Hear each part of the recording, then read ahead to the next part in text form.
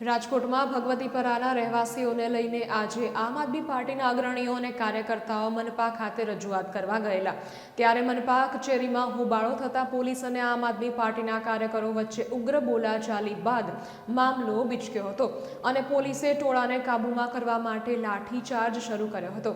આમ આદમી પાર્ટીના કાર્યકરો અને પોલીસ વચ્ચે ઘર્ષણને પગલે ઉગ્ર બબાલ સર્જાઈ હતી। મનપા વિજિલન્સ અને સુરક્ષા કર્મચારીઓએ પકડીને ઝાટકી નાખ્યા હતા તો જે હાથમાં આવ્યા તેને લાઠીચાર્જ કરીને દૂર કર્યા તો મહિલાઓને કાર્યકરો તેમજ સ્થાનિકોને પણ પોલીસે બળપ્રયોગ કરીને ખસેડ્યા હતા। ઘાયલ કાર્યકરોને સિવિલમાં દાખલ કરવામાં આવ્યા હતા।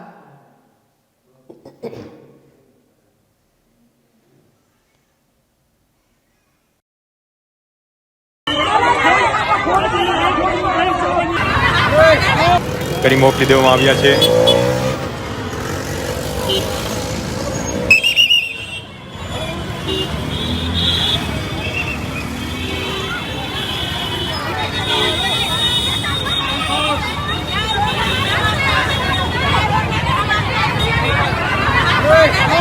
કરી મોકલી દેવામાં આવ્યા છે।